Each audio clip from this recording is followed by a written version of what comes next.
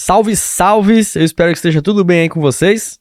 Eu sou Paulo Salvatore, começando mais um vídeo aqui no canal e vamos continuar desenvolvendo a profissão Dev Android nativo, ainda no nível estágio. É um nível que tem várias fases e chegou a tão sonhada hora da gente começar a programar, escrever código Kotlin, desenvolver a nossa aplicação. Então bora que esse curso tá recheado com muito aprendizado para vocês. Curte, se inscreve no canal, compartilha esse curso para quem quer aprender Android e sem mais delongas, bora pro vídeo.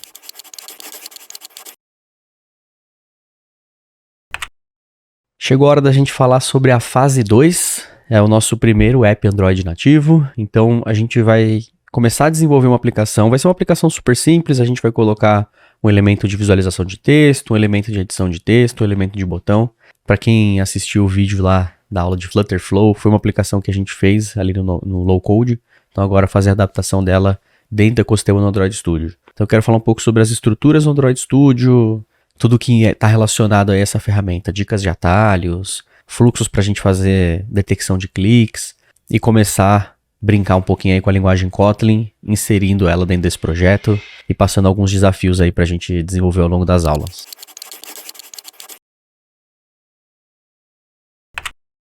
Então, como de costume, estou aqui no material da aula para a fase 2, primeiro app Android nativo.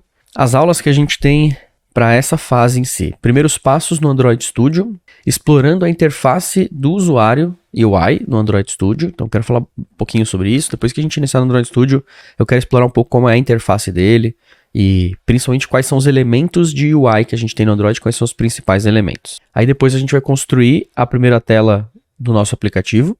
Então, eu vou mostrar como é que a gente arrasta esses elementos, como que a gente organiza os layouts, configurações que a gente tem que fazer. Feedbacks e experiência do usuário. Então, um ponto de UX é bem importante. Como aqui a gente está trabalhando com uma abordagem mais orientada à profissão em si, então eu quero sempre fazer um mix entre algo técnico, algo que é uma hard skill, mas eu quero também trazer algum complemento, seja alguma coisa de soft skill, que eu acho importante frisar nesse momento, ou alguma coisa de design, que não necessariamente está dentro da nossa profissão, que a gente faz ali no dia a dia, porque geralmente a gente trabalha com pessoas que são designers e elas trazem os layouts para a gente. Mas é muito importante para quem está desenvolvendo front-end ter princípios básicos de design, porque vai lidar com construção de tela o tempo inteiro, então precisa desenvolver esse sexto sentido. Por isso que eu estou inserindo bastante coisa sobre UI e UX para a gente entender conceitos. Mas sempre numa abordagem mais do ponto de vista de como alguém de tech tem que saber esses assuntos. E aí a gente testa o aplicativo no emulador do Android Studio. Eu já comentei isso em outras aulas. O emulador é opcional, você pode rodar no seu próprio dispositivo, então as duas opções funcionam. A gente vai dar alguns detalhes de como criar emulador, como fazer esse processo. E aí, preparação inicial para publicação na Google Play Store. Preparação inicial, porque a gente ainda não vai publicar de fato, mas eu quero mostrar algumas coisas que são importantes nesse processo, para a gente já colocar isso em mente, porque na última fase desse nível é a fase que a gente publica de fato. Então eu quero trazer alguns tópicos interessantes. E aí os desafios que nós temos então nessa fase: compreensão da estrutura de um aplicativo Android. Então, esse é o primeiro item aí, entregável, digamos assim, algo para ser resolvido ao longo da aula. Então, espera-se que você saia dessa fase com uma compreensão da estrutura de um aplicativo Android, sabendo como criar e fazer design de interface de usuário, saber como implementar algumas funcionalidades básicas, testar o aplicativo em diferentes dispositivos através do emulador. Então, até um potencial que o emulador traz é poder criar em diferentes versões, diferentes fabricantes de apps. E preparar para publicar o app na Play Store, pelo menos o início vai ser legal. E aqui a gente tem as 5 estrelinhas para cada um dos itens específicos. Depois eu falo um pouquinho mais sobre esse mecanismo, provavelmente eu vou fazer isso de forma separada aí. Bom, agora que a gente já tem um overview da nossa fase, a gente já sabe quais aulas a gente quer chegar, onde que a gente vai estar. Chegou a hora da gente avançar, começar a primeira aula, já criar o nosso projeto no Android Studio. Primeira coisa que a gente vai fazer é subir ele no GitHub e daí por diante já começar a trazer algumas implementações.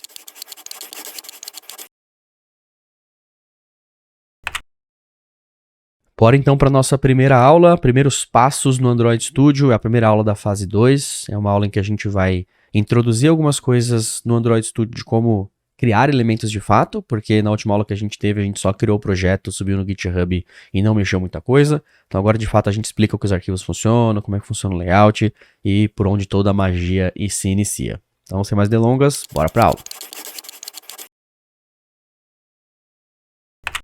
A nossa agenda da aula, primeiro introdução ao ambiente do Android Studio, tem bastante coisa para falar sobre, mas eu quero ir trazendo informações ao longo das aulas. A magia por trás de um novo projeto Android e toda essa magia que está nos bastidores mesmo. A estrutura básica de um projeto, isso aqui é uma aula que direto eu troco ideia com pessoas que já estão inseridas no mercado e tem muita coisa que elas não conhecem sobre o Android Studio, então esse é um checkpoint aí para a gente fazer sobre isso. Brincando com a tela inicial e elementos visuais. Então, começar criando essa primeira telinha, jogando uns elementos visuais, entendendo como é que eles se organizam. E mergulho na prática e no aprendizado. Aí a gente pega isso que foi introduzido e a gente desenvolve uma prática simples, porque é a nossa primeira prática, mas que já dá um gostinho aí de quero mais. E depois, um vislumbre do que está por vir. Então, eu vou falar um pouquinho sobre para onde que a gente segue a partir desse conhecimento que a gente adquiriu. Bom, o material, eu vou dar uma folheada aqui rápida nele, ele vai falar sobre como a gente faz para navegar no Android Studio. Então aqui tem uma visão geral, eu vou apresentar esse painel, tudo vai acontecendo lá da ferramenta, e a gente vai fazer um início aqui rápido, já criar um projeto, e aí quando a gente cria um projeto a gente começa a se familiarizar com alguns conceitos, beleza? Então o material vai servir como apoio aqui pra gente, e eu também deixei preparado aqui no Miro algumas telinhas, alguns slides com referências. Então tem referências de atalho, tem referência dos frames e tem referência dos elementos de layout, beleza? Para começar então e navegar pelo Android Studio, essa é a primeira tela que a gente tem no Android Studio. Eu só usei ela na última aula para criar o projeto em si, mas tem algumas coisas aqui que depois você pode dar uma explorada. Tem uma seção de Learn no Android Studio que já conecta isso com caminhos importantes. Então, esse PDF de atalhos que existem no Android Studio, para quem curte atalho, facilita bastante a vida e você consegue otimizar bastante seu tempo, você consegue ter uma certa agilidade diferente aqui na ferramenta. Eu já coloquei, inclusive, eu extraí desse PDF quais são as coisas que eu considero como importantes. Então, os principais atalhos, quando você abre o Android Studio, ele já mostra, né? O Shift, quando você aperta 2 vezes, busca em toda IDE. Se tiver um atalho para você lembrar, que é o mais fácil, é esse. Se perdeu em alguma coisa da IDE, não sabe onde achar, mas lembra minimamente o nome daquilo, Shift 2 vezes e digita. Então, saber se localizar na IDE é o primeiro passo para você conseguir ter bons resultados aí dentro do ecossistema Android. E eu coloquei aqui alguns atalhos que a JetBrains recomenda a gente lembrar, que são atalhos de produtividade, beleza? Então, eu coloquei, depois pode dar uma olhada, para completar código, só que tem um Smart Code Completion, que é diferente, buscar em tudo, que é o Shift. O Alt-Enter a gente usa bastante para importar coisas, a gente usa para ter sugestões sobre ações rápidas ou correções rápidas. Gerar código, Alt-Insert, a JetBrains tem uma ferramenta de geração de código muito poderosa, dá para gerar muita coisa aqui, eu vou mostrar mais coisa ao longo do curso. Esses outros atalhos que a gente tem, eu acho que desses, eu até usava, na época que eu usava Windows eu usava o Ctrl+W. O Ctrl+W é meio estranho porque ele fecha abas no Chrome e tal, mas aqui na JetBrains ele seleciona seleções. E no Mac isso é Option para cima ou Option para baixo, que eu acho um pouco mais intuitivo ou que faz mais sentido do que o Ctrl+W. Mas enfim, eu gosto bastante, depois eu explico um pouco sobre esse atalho, mas o que eu quero destacar aqui é o Shift F6. No Visual Studio Code é o F2, no Visual Studio é o Ctrl RR. Então cada ferramenta tem o seu, mas quando a gente vai renomear algum arquivo, alguma variável, em vez da gente só clicar e sair renomeando, usar esse Shift F6 é bem poderoso. Vou falar sobre isso ao longo das aulas também, mas só para a gente ter um feeling. E essa é a cartilha completa, esse aqui é um PDF inclusive, tá? É o PDF lá do IDEA Reference Card, que funciona para todas as ferramentas da JetBrains. A primeira página é para Windows, e aí a segunda página é para Mac. Então agora que a gente entendeu a seção de Learn, tem a seção de plugins também. Você pode dar uma olhada nos plugins. Eu coloquei o GitHub Copilot aqui no meu Android Studio. Foi o único plugin que eu de fato instalei, porque todo o restante já veio preparado. Essa é uma coisa que a galera do VS Code até estranha, né? Você começa numa ideia e você não precisa instalar nada, porque já está tudo pronto para você. Essa é a característica das ideias da JetBrains, elas realmente têm como objetivo já chegar pronta para trabalhar com aquele ecossistema daquela linguagem, ou no máximo alguma extensãozinha ou outra. A parte de Customize, se você quiser mudar o tema, esse é o jeito mais fácil. Eu gosto de trabalhar com o tema sempre Dark, então fica à vontade para aumentar o tamanho da fonte também. Eu sempre gosto de deixar a fonte um pouquinho maior, principalmente por conta das aulas, aí eu acabei já me acostumando com coisas um pouco maiores.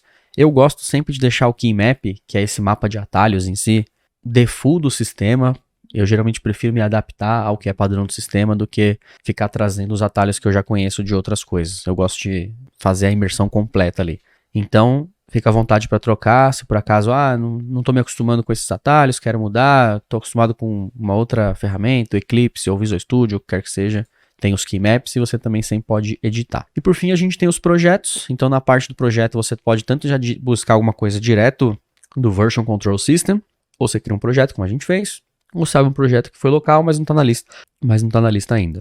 E aqui a gente tem algumas formas de importar, então até projetos antigos, amostra de projeto de código, você já consegue acessar o SDK Manager, que eu já falo sobre esse cara também, principalmente quando a gente for falar sobre emulador, eu dou um overview sobre esses carinhas, ou o Virtual Device Manager, que aí sim é o emulador. Você pode acessar essas opções por aqui, que são opções úteis dentro do ecossistema do Android, sem necessariamente estar dentro de um projeto, beleza?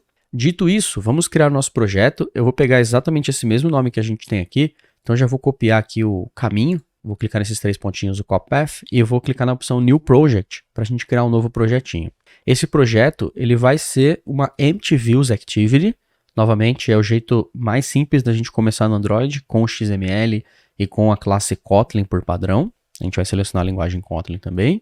E aqui eu vou colocar aquele caminho que eu copiei, e eu vou colocar ele como fase 2 aqui na pasta, e eu também vou colocar o projeto como fase 2. Então, vou conferir se está tudo certinho, parece bom, com .Salvatore Academy, SADev, sempre gosto de revisar, perfeito. Linguagem Kotlin, mínimo SDK AP24 tá ótimo, e o Build Configuration Language, esse eu vou mudar para Groovy, beleza?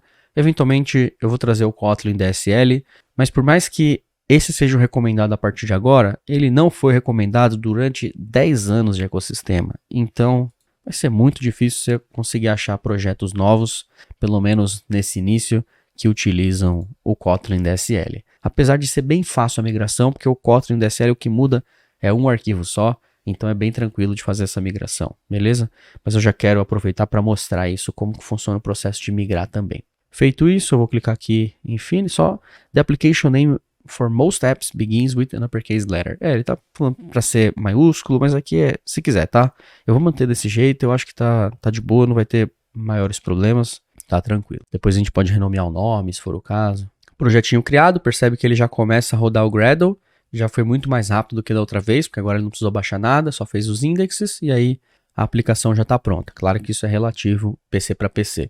Primeira coisa que eu quero fazer aqui, percebe que a minha tela está relativamente pequena, né? Ele está só com um textinho aqui no meio. Eu geralmente seguro o Ctrl ou o Command, depende do sistema que você tá, e eu giro a bolinha do mouse. E ele aumenta a fonte. Só que esse é um comportamento que não vem por padrão na IDE. Não sei porquê. Mas vamos clicar aqui em File, Settings, se você tiver no Windows, ou Android Studio Settings, se você tiver no Mac. Feito isso, eu vou digitar aqui na busca, roda em inglês, que é esse Wheel. E ele tem essa opção aqui, ó, Mouse Control, Change Font Size with Ctrl ou Command mais rodinha do mouse. Então, ativa essa opção e aí coloca um Active Editor, se você quiser mudar o zoom só naquela janela, ou All Editor, se você quiser mudar em todas, beleza? Então essa é a primeira dica para a gente conseguir dar zoom no código e colocar ele num ponto melhor da tela, sem ter que ficar mexendo em configurações. Show de bola. Então, aqui, primeira coisa que a gente vai fazer, que eu já comentei com vocês, é subir esse projeto no GitHub. A gente não vai desenvolver nada, criar nada, antes da gente subir isso no GitHub, porque é assim que funciona, a gente precisa desenvolver com o GitHub. Então, o jeito mais rápido que a gente viu, pelo Android Studio, VCS, Share Project on GitHub. Vou manter exatamente esse mesmo nome, Share. Vai perguntar se é tudo isso que eu quero selecionar. Parece bom, Add. E agora eu vou clicar nesse itemzinho e temos lá o nosso projeto dentro da profissão Dev Android nativo, já com o Initial Commit. Agora que a gente criou o projeto no GitHub, eu posso fechar o GitHub por hora, a gente não vai utilizar ele. Então, só para a gente recapitular, entendemos um pouco sobre aquela primeira telinha no Android Studio, mas agora a gente precisa se aprofundar um pouco mais depois que a gente criou o projeto. E aí, para criar o projeto também super tranquilo, a gente já subiu ele no GitHub, então o ambiente está preparado. Agora a gente precisa explorar um pouco esse projeto, entender os arquivos e as pastas que ele tem, pelo menos as principais, tá? Já destacando os arquivos mais importantes que a gente tem aqui, mainActivity.java ou mainActivity.kt, a extensão vai depender se é Java ou Kotlin. É aqui onde tudo começa no app, então essa é a primeira tela da aplicação, que é a tela principal. Esse é o primeiro arquivo que vai abrir quando o nosso app for aberto por um usuário. Assim que esse arquivo abre, ele precisa exibir um layout, então o layout que vai ser exibido é o activity main.xml percebe que nesse caso o jeito natural do Android, o jeito inicial, o primeiro jeito do Android de construir telas é com XML.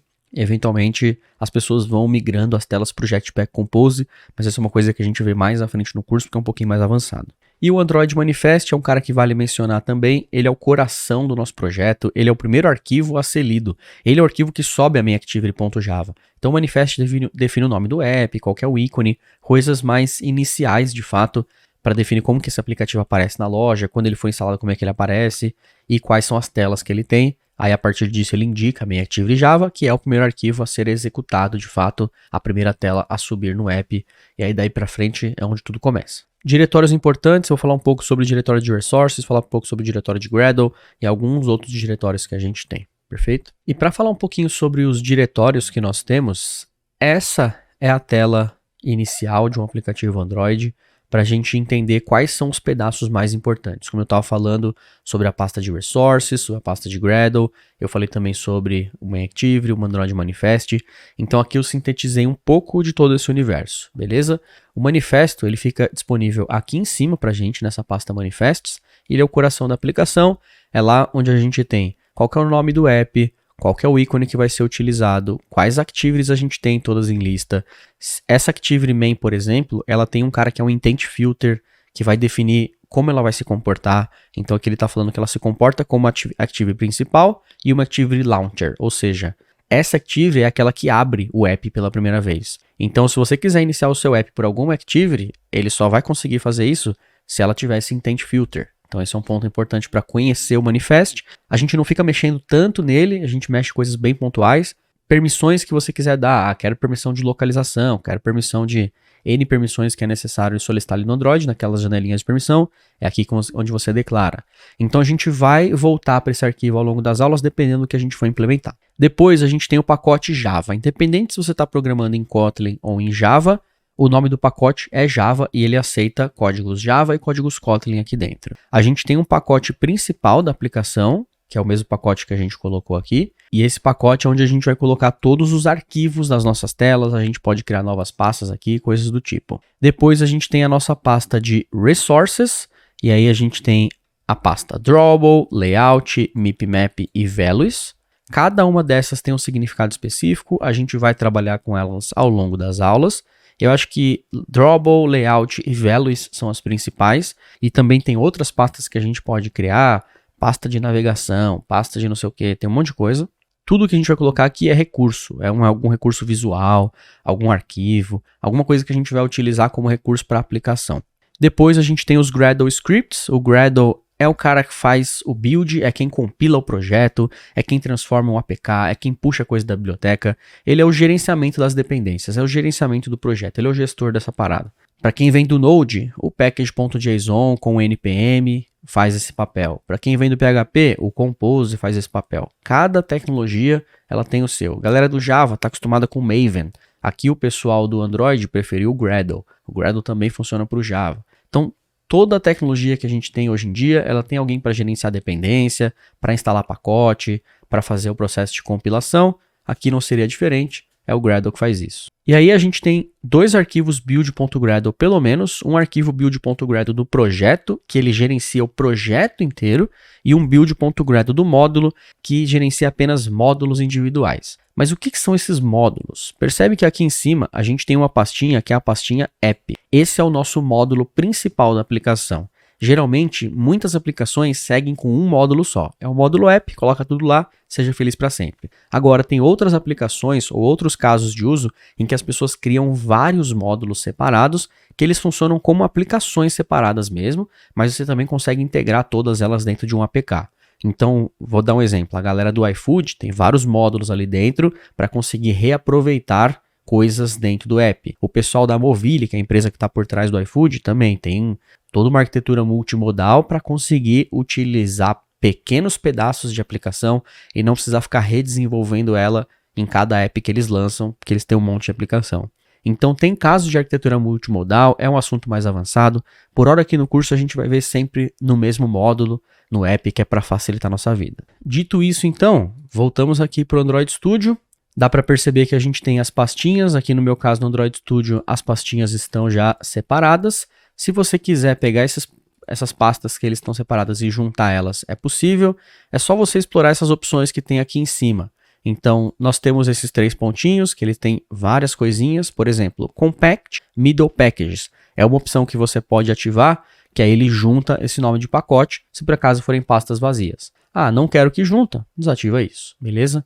Então, sempre explora essas opções que tem, vai na manha, sem medo de quebrar, vai lendo, com calma, que vocês vão conseguir ter resultados melhores aí, sempre com paciência. Outra coisa que eu gosto sempre de falar é essa visualização. Por padrão, ele vem da visualização Android, mas a gente também tem a visualização Project. A visualização Project, ela mostra exatamente a estrutura e pastas e arquivos do seu projeto do jeito que ela está no Windows ou no Mac, do jeito que ela está no explorador de arquivos e do jeito que ela está no GitHub. Então, se a gente abre o GitHub, dá para perceber, ó, começa no .idea, vai para o app, gradle.wrapper e por aí vai. Então percebe que aqui a gente tem exatamente essa mesma estrutura. Quando a gente muda para o Android, ele traz essa nova estrutura. Qual que é a diferença? Essa estrutura que ele traz aqui no Android para a gente é uma estrutura simplificada para o ecossistema Android, em que ela pega todos os arquivos que são importantes e ela já deixa eles de fácil acesso. Mas não significa que eles estão nesse caminho lá na pasta. Então, se você estiver buscando algum arquivo, alguma coisa do tipo, saiba que a estrutura é de um jeito, mas se você estiver aqui na IDE, você vai visualizar de um jeito mais facilitado. Saber essa diferença é fundamental também no início. Percebe que aqui nessa versão a gente tem um arquivo XML, com alguns arquivos extras, então a pasta REST, como eu comentei, ela pode ter várias pastinhas aqui dentro. Outra coisa que eu não comentei são esses 2 pacotes principais, só que eles estão com uma cor diferente. Percebe que ele está aqui com Android Test e Teste do lado. Esses 2 são para testar a aplicação, então a gente consegue desenvolver testes automáticos, a gente escreve código para testar a aplicação, que é para a gente não ficar clicando e testando manualmente. Quando é Android Test, é qualquer teste que vai usar o aparelho de fato, que vai emular algum teste, que vai de fato clicar em algum botão, é um teste mais da interface em si. A gente chama esse teste de teste instrumentado, porque ele tem um instrumento que é o aparelho presente. Quando a gente fala desse segundo teste, que não tem o nome Android, eles são testes unitários, ou seja, a gente testa apenas o código de forma isolada. Então a gente não sobe todo o sistema Android, todo o aparelho, a gente não tem esse instrumento Android por trás, a gente só roda a programação em si e a gente vai rodar só o Kotlin individualmente para ver se alguma função faz o que a gente espera. No começo, principalmente nesse nível de estágio, a gente não vai falar sobre esse tipo de teste, ele é um assunto um pouquinho mais avançado, mas a gente já começa a inserir isso no nível de júnior para começar a ter uns feelings de como testar e coisas do tipo, porque esse é um grande diferencial para as empresas contratarem pessoas que sabem fazer teste, mas principalmente que sabem a importância de testar as aplicações de forma automatizada e o tempo que isso economiza no dia a dia de desenvolvimento, principalmente durante o ciclo de desenvolvimento. Agora que a gente já tem uma noção um pouco melhor de como o Android Studio funciona e quais são as principais características dele, vamos começar a editar nossa tela inicial, vamos começar a experimentar com alguns elementos. A gente vai fazer isso dentro da Activity Main e a gente vai adicionar elementos básicos de layout, beleza? Primeiro de tudo, então, vou reduzir um pouquinho esse meu project. Uma dica interessante aqui é o atalho Alt 1 ou Command 1. Esse é o atalho que você consegue fechar e abrir a barra do projeto. Ou você pode clicar aqui na esquerda em Project. Se você esquecer, passa o mouse nas coisas que ele mostra o atalho. Então, quando eu estou trabalhando, quando eu estou escrevendo código, eu minimizo tudo. A minha área tem que estar a mais limpa possível. Eu tenho que conseguir visualizar o meu código sem distrações. E se eu precisar alguma coisa do projeto, aí eu posso apertar o Alt 1, dar uma olhada. Então, esse é um fluxo aí que funciona bem. A gente está com a main activity.kt aberta. Daqui a pouco a gente já entra um pouco mais em detalhe. Por enquanto, a única coisa que a gente precisa saber é essa linha aqui, ó, Set Content View. No momento em que essa tela é criada, ele define esse Set Content View, que vai pegar o arquivo XML, e o arquivo XML é acessado através dessa referência. Percebe que a gente tem a classe R aqui, que é uma classe dos recursos do Android, é uma classe gerada completamente automático pelo sistema, e dentro dela a gente tem vários recursos, como um deles o layout. Então ele acessa tudo que está aqui dentro dessa pasta layout, que no caso, todos os XMLs que estarão aqui dentro, eles virarão referências para a gente usar no código. Então aqui eu tenho o activity_main, que é o nome do arquivo XML. Se eu seguro o Ctrl ou o Command, você pode clicar em cima de qualquer coisa aqui no Android Studio que ele vai te direcionar para onde esse recurso está. Então, se eu clico aqui em cima em activity_main, ele abre o activity_main.xml. Então, percebe que aqui a gente já tem uma visualização de design. Então, já estou conseguindo visualizar a tela do aplicativo. Na esquerda, eu já tenho a paleta com vários componentes. Então, tem os componentes comum, text view para visualização de texto, o button para a gente conseguir pegar algum evento clicável. Quero exibir alguma imagem, podemos jogar uma imagem aqui no projeto, lá na pasta Drawable, e referenciar essa imagem aqui no Image View. Ele tem algumas imagens padrões também, e por aí vai. Depois, nessa parte text, a gente também tem alguns inputs de texto. E esses inputs de texto já com propriedades especiais que mudam o teclado do Android. Então, o password já coloca o arroba junto, já coloca algumas coisas que geralmente estão em senhas. E-mail, por exemplo, já tem arroba, já tem .com lá digitado. O phone, ele já muda isso para teclado numérico e por aí vai.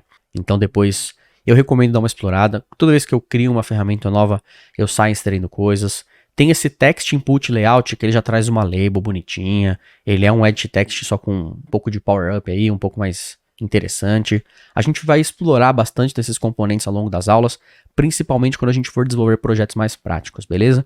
Essa como é uma aula introdutória, como a gente vai passar um pouco dos conceitos iniciais do Android Studio, então a gente vai explorar mais na manha, numa narrativa aí mais fluida para quem está começando. E os layouts, eles são bem importantes também. Eles são responsáveis por organizar os elementos aqui dentro. Hoje em dia, o layout padrão no Android Studio é o Constraint Layout, isso já tem pelo menos uns 6, 7 anos, mas anterior ao Constraint Layout, a gente tinha outros layouts que eram os principais. O Relative Layout, que é um cara que não está mais aqui, ele está na opção Legacy, esse geralmente era um dos principais, ou a gente sempre utilizava também o Linear Layout, seja na horizontal ou na vertical, que é o jeito mais fácil de organizar elementos. Você joga tudo lá dentro, ele organiza de forma linear, ou numa direção ou na outra, e é isso. O Constraint Layout é o principal layout que a gente tem hoje, porque ele é o que funciona de forma mais fácil para a gente construir uma tela responsiva. Eu vou explicar um pouco mais sobre ele, mas esse é o cara que já está criado aqui pra gente, então, a hora que eu adicionar mais elementos, eu vou mostrar como é que esse cara funciona e o que ele significa.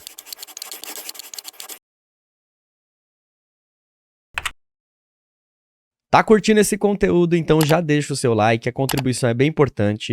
Não quer ficar por fora dos novos vídeos, das novas atualizações do canal? Então se inscreve e ativa o sininho. E se você quiser ter acesso a esses conteúdos de uma forma mais organizada, com um material em texto de apoio, e acessar outros níveis da profissão Dev Android nativo ou de outras profissões que a gente tem, você pode assinar a plataforma da Salvatore Academy. Corre que a gente está com uma promoção super relâmpago.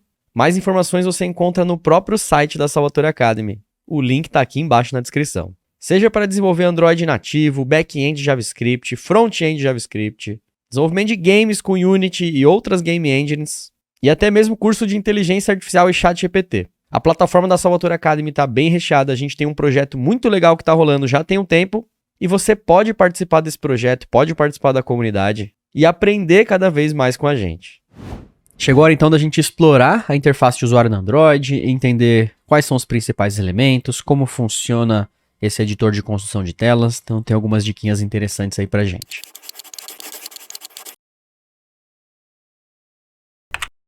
Os tópicos que a gente vai falar nessa aula, primeiro, compreendendo a relação entre UI e UX no Android, acho que é importante trazer um pouco desses conceitos, a gente fala mais sobre UI e UX, tem uma fase, a fase 3 inclusive é exclusiva para esses temas, para a gente debater um pouco.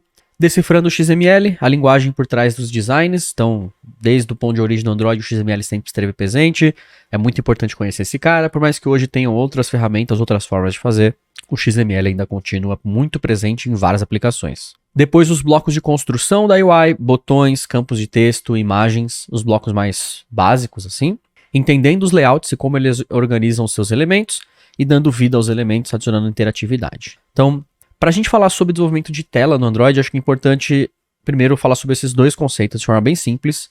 UI e User Interface ou interface de usuário são pontos de interação entre o usuário e o dispositivo, como botões, barras de progresso e sliders. Apesar desses dois estarem sempre juntos, quando a gente fala de UI, a gente fala de design de tela, a gente fala de parte visual, a gente fala de cor, de tamanho de fonte, tudo isso. Mas de um ponto de vista muito mais de um design artístico, digamos assim, por conta dos elementos serem sempre visuais. Quando a gente fala de UX versus UI, eles são coisas diferentes. Enquanto o UI foca na parte da interface, nessa parte visual do design, UX ou User Experience, a experiência de usuário, refere-se à experiência total que um usuário tem ao interagir com um produto. Então aqui a gente fala de Por que aquele botão tá ali? Clicou naquele botão, vai para qual tela? Quantos cliques a pessoa tá dando? Qual que é o fluxo que tá acontecendo? É muito mais de pensar na pessoa que tá usando aquilo e como ela tá usando, como ela tá percebendo aquelas informações, beleza? Em várias equipes, a gente tem pessoas que trabalham focadas em UI e outras pessoas trabalhando focadas em UX, mas em muitas equipes essas pessoas têm habilidades complementares. Então você tem uma pessoa trabalhando tanto na UI quanto na UX, porque de certa forma são coisas parecidas, mas entenda que são coisas diferentes. A gente, como dev Android nativo, a gente precisa ter uma concepção sobre o que são essas duas coisas, e se o nosso time tiver alguém de UI e UX para trazer qual que é o caminho que a gente deve desenvolver, essa habilidade vai nos ajudar a entender um pouco melhor o processo e principalmente garantir que o que a gente está construindo segue aquele planejamento de UI ou de UX que foi feito. Se por acaso você estiver trabalhando numa equipe que não tem esse tipo de pessoa, aí você precisa exercer esse papel minimamente, obviamente, porque não dá para fazer tudo junto, mas é importante ter essa noção de que pessoas de desenvolvimento que têm noção de design mínimas ali, de UI, de UX, como organizar isso na tela e têm noção dos princípios, são mais valorizadas do que pessoas que não têm esse conceito, porque elas conseguem falar línguas, principalmente a língua da galera de design, ou conseguem resolver problemas enquanto ali ainda no desenvolvimento, e isso agrega bastante valor para o projeto, porque melhora a experiência de quem está usando aquela aplicação. E aí tem uma diquinha legal aqui pra gente. Então, um bom design de UI é intuitivo e fácil de usar, enquanto uma boa UX faz o usuário sentir-se satisfeito e realizado com a interação total.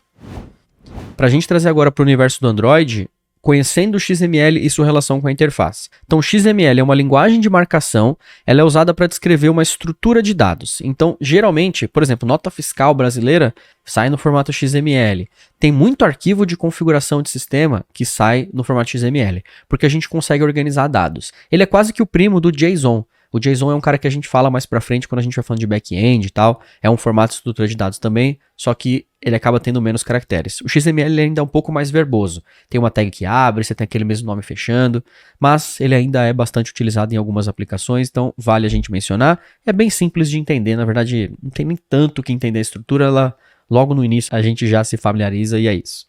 No Android, a gente usa o XML para definir layouts, a gente também usa ele para definir arquivos de estilo. A versão que o Android tem do CSS é usando o XML. A gente tem valores que são definidos aqui, values, strings, textos.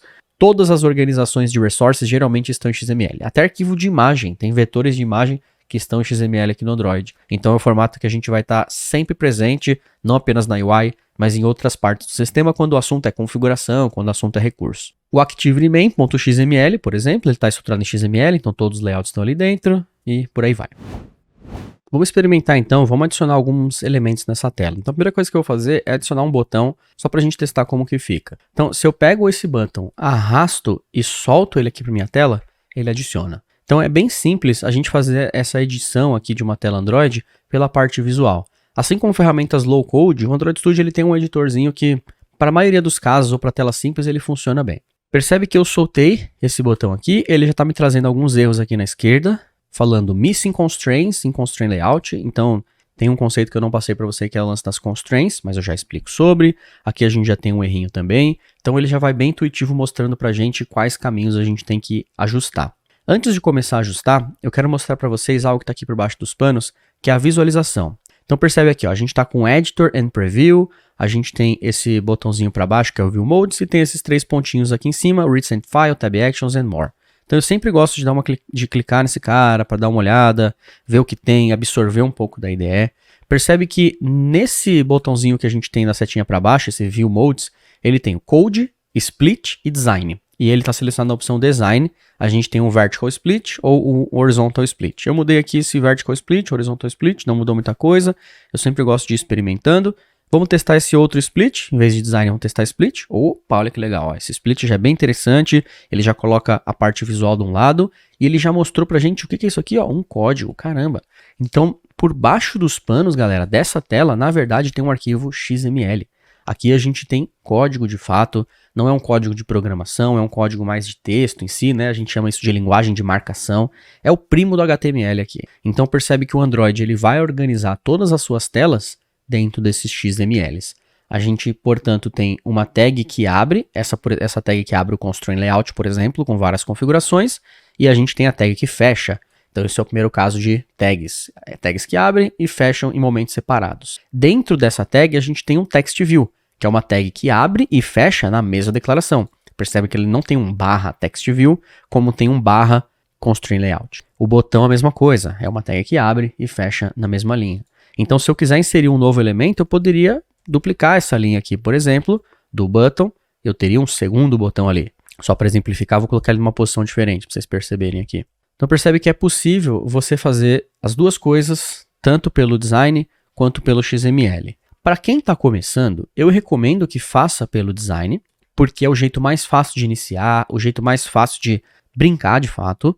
Sempre que você puder, faça no modo split, ou pelo menos sempre visualize o código. Por quê? Quando você for pesquisar alguma coisa na internet sobre layout, a galera não vai postar o design lá. A galera vai postar o XML. Então você tem que conseguir ler o XML, entender minimamente o XML para conseguir saber como mexer nas suas telas. Tem coisa também que não dá para fazer pelo design. Alguns casos de uso específico de construção de tela precisa ir para o XML.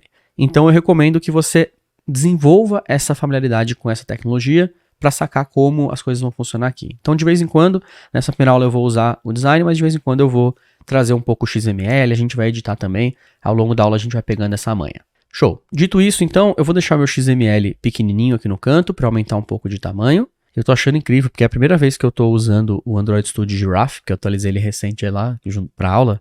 Eu tô achando, tem várias mudanças de interface legais. Por exemplo, essa paleta aqui que meus aluninhos sempre se perdiam, agora ela tá aqui azul, ó, destacada na interface. Tipo, me clique. Isso aqui é interessante, né? Depois que ele clicou, aí ele já tá sumindo, tá vendo? Mas achei interessante isso.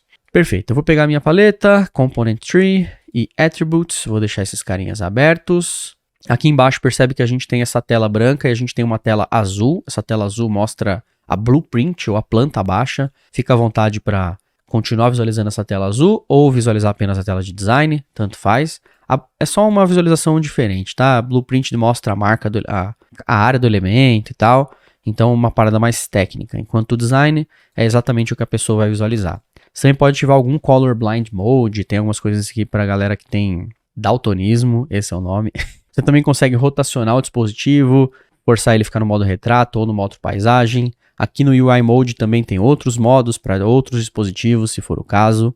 E tem alguns outros botõezinhos aí para vocês darem uma explorada. Então ao longo do tempo isso vai fazendo cada vez mais sentido. É aquilo que eu falei, né? O Android Studio ele parece uma espaçonave cheia de botão para clicar, então dá tempo ao tempo. Eu lembro que as primeiras aulas que eu tive na faculdade eram bem confusas, mesmo que eu já tivesse uma experiência com programação, mas aos poucos, conforme eu fui desenvolvendo aplicativos e tal, conforme a experiência foi vindo, eu fui desenvolvendo mais autonomia, mais facilidade para clicar.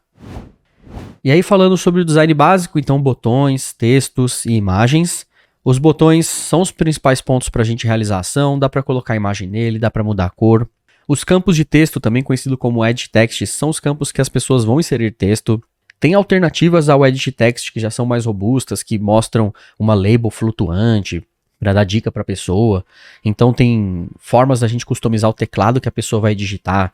Tem um monte de aplicação que não faz essa customização do teclado, isso quebra muito a experiência de usuário. Então esse é um ponto que geralmente a galera da UX, por exemplo, não pensa, porque não sabe que existe isso no dispositivo. Só testando que ela percebe. Mas a gente da programação já pode se ligar aí.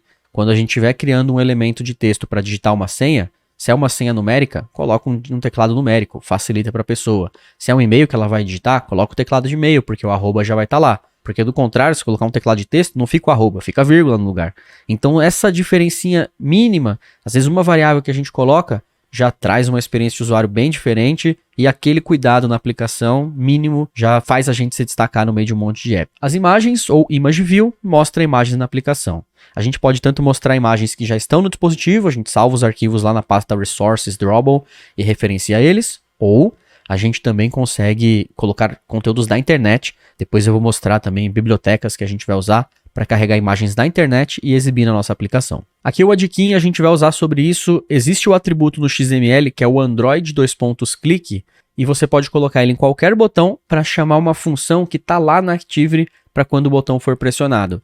Então a gente também consegue conectar o XML com a classe Kotlin ou Java para trazer alguns funcionamentos. O Android Click é uma delas. A gente tem também o Listener, mais pra frente a gente fala um pouco sobre isso. Falando sobre os layouts do Android, Linear, Relative e Constraint, acho importante mencionar esses três.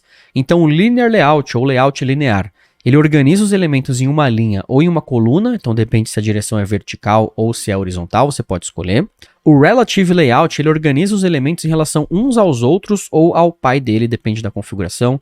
Só um adendo, esse Relative Layout, ele está como Legacy, então antes muita gente usava ele, hoje em dia ele já não é mais tão utilizado porque ele ficou um pouquinho chatinho de trabalhar. E aí o Constraint Layout, esse é o principal layout do Android, toda tela que a gente cria já vem com Constraint Layout, já tem bastante tempo que ele é o principal. É o layout mais flexível e poderoso, permitindo com que você crie interfaces complexas sem precisar ficar criando vários grupos. Essa é uma coisa que a gente tem no HTML, é dividend, dividend, dividend, div. Com o Constraint Layout você tem mais flexibilidade e principalmente o lance das constraints faz com que o conteúdo fique mais relativo. Você pode conectar, você meio que ancora ele, você coloca uma âncora em certos pontos, você conecta ele, ele centraliza. Ele é mais flexível de fato, principalmente para trabalhar com telas responsivas. Então vamos construir, vou mostrar o primeiro caso para a gente organizar esse botão.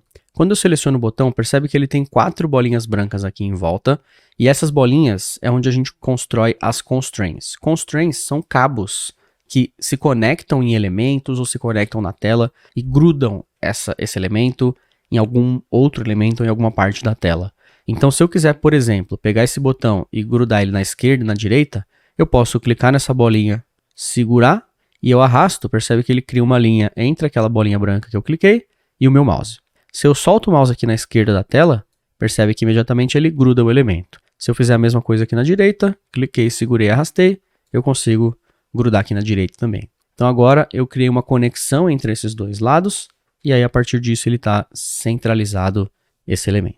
O meu Hello World, se eu clico nele, percebe que ele já tem 4 constraints aqui, que fazem exatamente essa centralização. Se eu quiser colocar o meu Hello World aqui em cima e o botão grudado nele, eu posso remover alguma dessas constraints. Se eu removo a de baixo, essa constraint de baixo vai sumir, então a constraint de cima puxa todo o elemento para cima. Se eu removo a de cima, o mesmo aconteceria com a constraint de baixo, ele seria puxado completamente para baixo. Então, se eu quiser deletar essa constraint, percebe que aqui na direita a gente tem essa opção Constraints 4, e aí ele fala, ó, tem uma constraint no começo, não sei o que, ele explica todas que tem.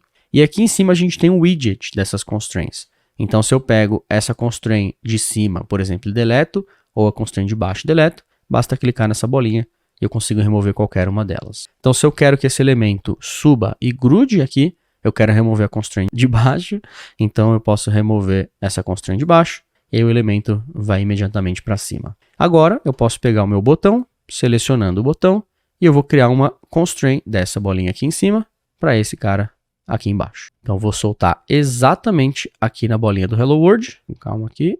Ó, percebe que eu estou soltando ele, ele está pulando ali para cima. Por algum motivo, o meu botão está ficando longíssimo. Eu estou achando que é algum bugzinho, porque está exatamente do jeito que deveria. Vou fazer um teste aqui, vou dar um play na minha aplicação, só para ver se é o Android Studio que está trolando. É, o Android Studio está trolando. Bem-vindo ao mundo em que o Android Studio às vezes trola a gente, galera. Agora foi, ó. Dei um play e voltei, ele foi. Então isso acontece. Às vezes, uma coisa que eu percebi bastante no Android Studio é, às vezes eu tenho muita certeza daquilo que eu fiz, mas não deu certo. Aí eu fico, mas eu tô com muita certeza. Então, um botão muito comum que a gente usa aqui no Android Studio é o Build, Clean Project e Rebuild Project. É tipo, ó, limpa e rebuilda. E tem outros bugs também que eu já peguei, vários bugs que eu tenho que fechar o Android Studio e abrir de novo. Então esse é um outro negócio meio maluco, mas às vezes é necessário. Então já se acostuma aí. Bom, voltando para cá, deixa eu voltar para onde a gente estava, né? A gente só criou a constraint ali em cima, então eu vou deixar tudo sem espaçamento que eu não expliquei. Tudo wrap content que é o que estava, perfeito. Agora voltei para o jeito que estava, só criar as constraints. Eu gosto de dar um espaçamento, né? Então nesse constraint widget, cada um dos cantos é um espaçamento. Eu vou colocar aqui 8 na esquerda, direita em cima, botão mesma coisa, 8 na esquerda, direita e em cima, para trazer um pouco de respiro. Essa é uma coisa que eu falo um pouco mais para frente sobre design, eu quero dar alguns princípios de design, mas espaçamento, galera, respiro para as páginas, ajuda bastante, traz um alívio visual, tá bem importante. Outra coisa, esse botão, se você quiser fazer com que ele fique com 100% do tamanho, você pode clicar aqui, ó, Layout Widget. Em vez de Wrap Content, você pode mudar para 0 dp e aí a constraint No lugar dela puxar o elemento e equilibrar ele no centro, ela puxa o elemento e ela aumenta o tamanho dele. Então esse é um outro recurso interessante para você fazer com que eles se organizem. E agora a gente já criou um layout que é responsivo, porque se a gente rotaciona o nosso dispositivo, por exemplo, sai de Portrait para Landscape, percebe que esse layout ele já se organiza. Então esse botão já fica preenchido, tudo funcionando bonitinho. Essa é a vantagem da gente já começar usando o Constraint Layout e seguindo os princípios dele, porque vai ajudar nessa responsividade. E aí, para finalizar essa configuração, percebe que aqui na esquerda a gente tem o Text View e a gente tem o Button.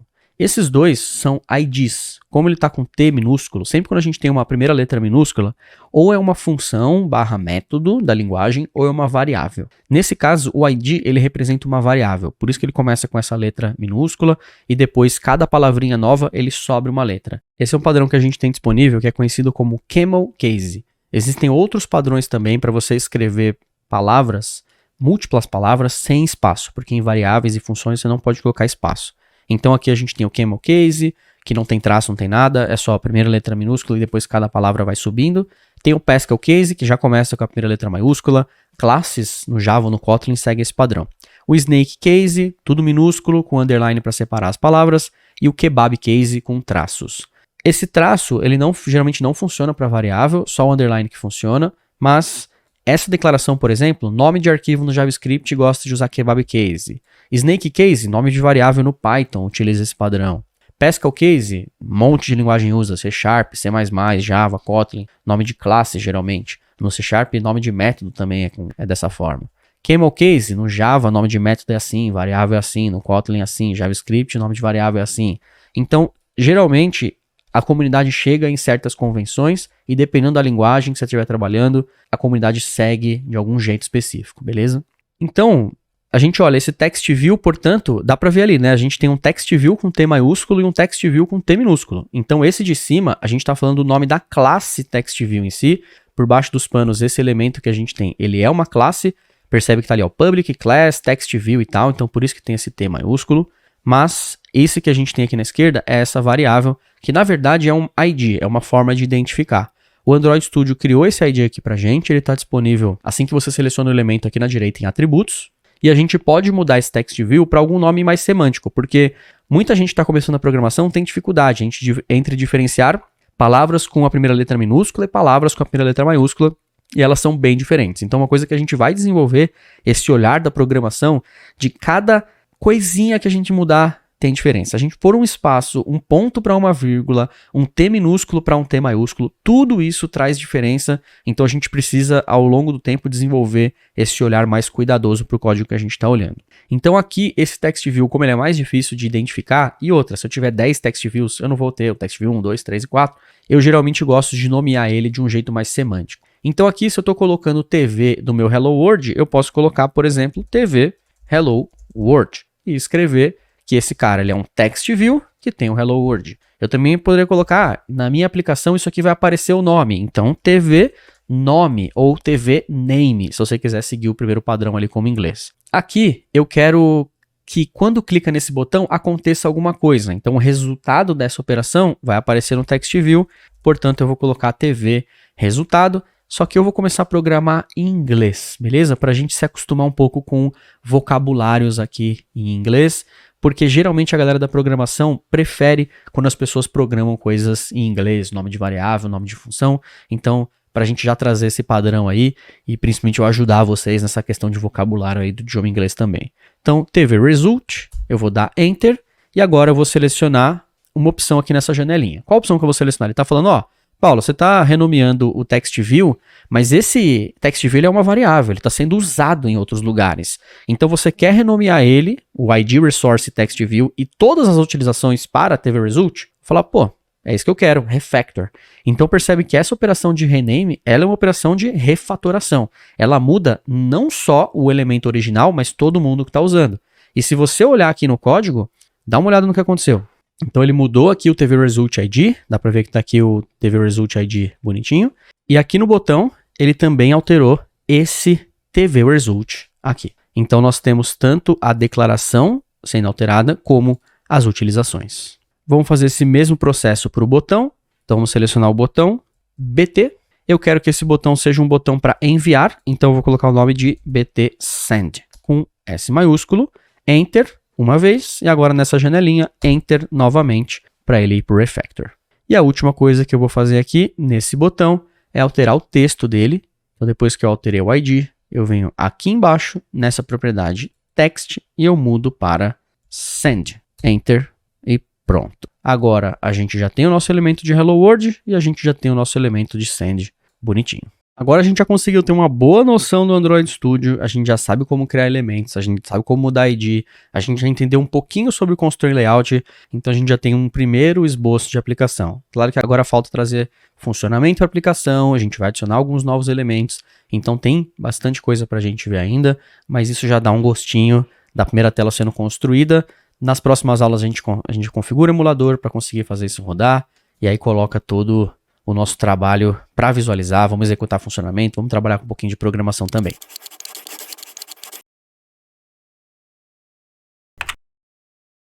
Se você tiver alguma dúvida no processo dessas aulas ou de implementação, lembra que a gente tem um fórum dentro da comunidade no Discord, então entra em salvatore.academy/Discord para você interagir com a comunidade, publicar suas dúvidas. Eu tô lá sempre respondendo, eu respondo em áudio, vídeo, texto, tem outras pessoas na comunidade que podem te ajudar.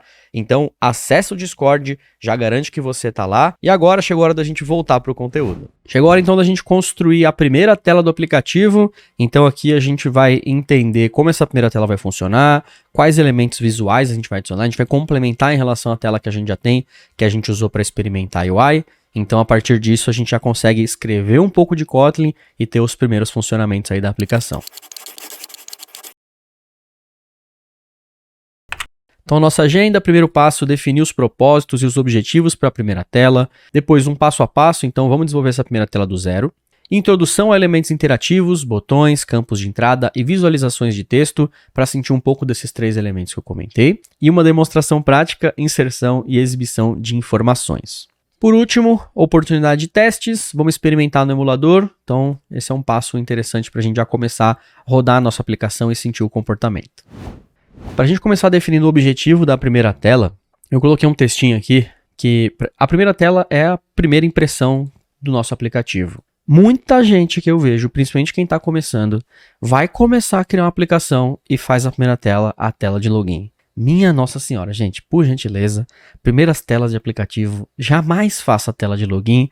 Isso é extremamente problemático para a experiência de usuário. Você pode até ter um aplicativo que a pessoa precisa logar para entender as coisas que estão acontecendo. Assim, você está fazendo um app para uma empresa que, sei lá, pessoas que trabalham naquela empresa vão usar, aí beleza, pode fazer uma tela de login porque a empresa está obrigando o pessoal a fazer o login e é isso, o propósito não é esse. Agora, se está fazendo um app para consumidor final, não coloca a primeira tela login. Sempre coloca alguma informação sobre o seu app, faz a pessoa já abrir o app, já começar a navegar nele, já começar a experimentar e quando tiver algum recurso que é necessário login, aí você pede login. Um exemplo é o iFood. Baixa o iFood na loja, entra, a primeira tela é loja, anúncio, já fala sobre o que dá para comprar, a pessoa consegue navegar em todas as lojas, ver tudo que tem, e no momento que ela vai fazer uma compra, aí se ela não tiver logada, o iFood pede para ela logar.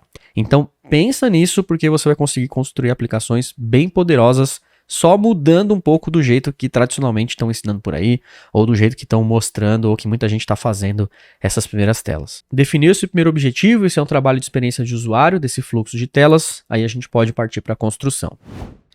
Bom, agora que a gente tem uma visão clara sobre o que a gente precisa fazer, bora começar a desenvolver. Para essa nossa primeira tela, eu quero construir um elemento de visualização de texto, um edit text para a pessoa escrever o nome dela e um botão para a pessoa clicar e enviar.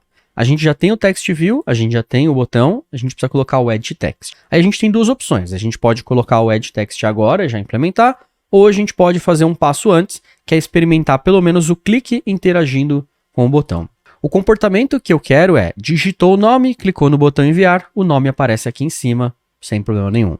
Uma coisa que eu gosto, um pensamento que eu gosto muito na programação é quebrar as coisas em etapas. Então a gente não precisa desenvolver esses três de primeira, a gente pode quebrar essa tela em uma parte menor, testar algum funcionamento, principalmente no começo a gente não conhece como implementar as coisas, então quanto mais complexidade você reduzir do que você está implementando, é mais fácil de você chegar naquele objetivo final. Então esse exercício de conseguir pegar uma coisa grande e quebrar é um negócio que eu levei uns bons anos para conseguir fazer. Até hoje eu tenho dificuldade dependendo do problema. Então é uma coisa que a gente tem que treinar desde o início, só experiência para trazer. Portanto, como que eu posso fazer para quebrar esse funcionamento? Se eu vou pegar o nome que foi digitado, provavelmente esse nome é um texto. Então o texto na programação, ele é uma string. Deixa eu colocar esse nome aqui só para a gente não ficar viajando no que significa string. Então quando a gente fala de string, a gente fala de texto. Essa é uma coisa para ter em mente, porque os tipos de variáveis é uma coisa que a gente vai falar mais para frente, conforme for aparecendo. Esse é o primeiro tipo que a gente vai conhecer, beleza? Deixa eu inverter só, texto igual a string. Então, se eu extraio uma string aqui desse input de texto, eu posso criar uma string sem necessariamente ter um input de texto. Se eu pegar qualquer informação e escrever, por exemplo, Paulo dentro de aspas, isso aqui na programação já representa uma string. Para ficar melhor, deixa eu pegar um bloquinho de código que nós temos aqui. Então, quando eu falo sobre string, texto igual a string, eu vou colocar como //, só para ele adicionar um comentário. Aqui a linguagem, a princípio, tanto faz, mas eu vou colocar Kotlin para facilitar. E eu posso ter, então, por exemplo, uma variável do tipo nome, em que ela é uma string igual a Paulo. Então, isso aqui dá para perceber que só com aspas a gente consegue representar uma string sem precisar necessariamente ter o edge text na jogada por hora. Então, assumindo que o edge text traz uma string e eu já tenho essa string aqui, percebe que eu consigo fazer um funcionamento da aplicação, e se eu consigo fazer o edge text e extrair uma string dele, eu consigo conectar ele com essa variável, e eu posso usar essa variável independente do jeito que a string chegou, tendo a string aqui é o que importa, eu posso conectar essa variável com um clique do botão e já atualizar o texto desse text view. Então a gente consegue quebrar esse exercício em dois e testar um pouco de funcionamento, brincar um pouco com o listener, brincar com a atualização de texto, para depois adicionar o edge text na jogada e ir aumentando a complexidade da aplicação aos poucos. Simplificando essa tela, então, para fazer esse fluxo que eu comentei de detectar o clique no botão e atualizar o conteúdo do text view em cima, a gente tem algumas opções de fazer isso e eu preparei aqui um fluxo. Primeira coisa, quando a gente detecta um clique no botão, a gente pode fazer de duas formas. Eu comentei sobre o Android onClick, que ele fica referenciado direto no XML, e aí a gente escreve o nome da função no XML que a gente quer executar, e essa função precisa estar declarada dentro da nossa classe, beleza? E ela chama um método. Método ou função é a mesma coisa, tá? A diferença é que função, por exemplo, no JavaScript, function é uma função. Agora, se tiver dentro de uma classe, já vira método. Aqui no Kotlin, ele muda o nome, ele chama de membros. Mas na prática, função, método ou membro, ele é muito parecido. Eu já vou explicar um pouco mais sobre, quando a gente fala sobre Kotlin individualmente, aí eu introduzo um pouco mais desses conceitos. Por hora, eu vou soltando algumas palavras-chave, só para a gente conseguir avançar, mas eu volto nesses conceitos para solidificar um pouco mais a base, beleza?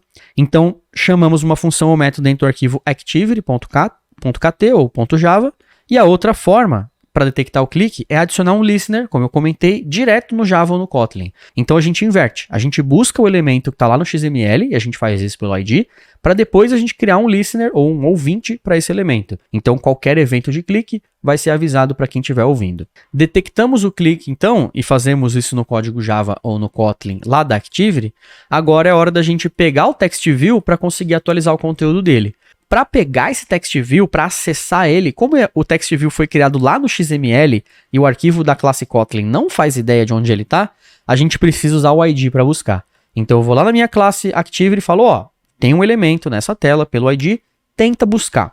Se por acaso ele não conseguir, ele traz nulo, então é importante saber que nem sempre ele vai conseguir, por isso que você tem que certificar que você está naquela tela certa, que você colocou o ID correto.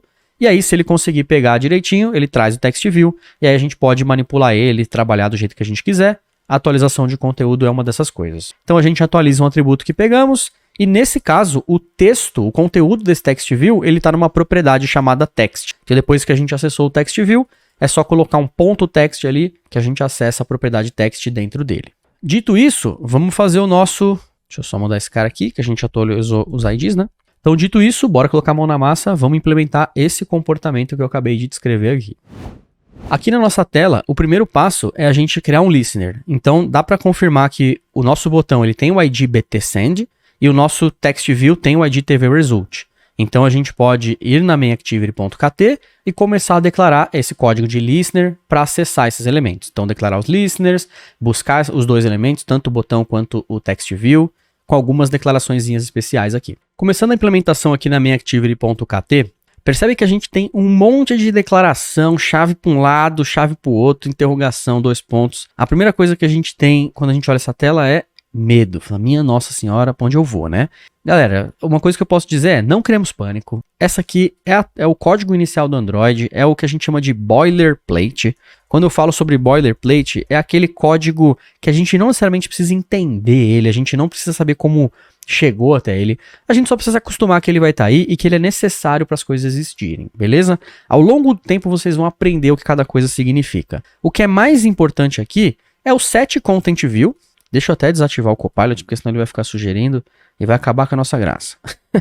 Depois eu mostro como que a gente pode fazer para melhorar o uso do Copilot ou de outras inteligências artificiais que sugerem código, ChatGPT, são coisas que eu quero inserir na aula, mas por hora, first things first, né? Vamos no baby steps, vamos aprender aqui na manhã. Primeira linha que é importante, set content view, essa é a linha que faz o layout XML ser conectado com isso, então é isso que você precisa saber.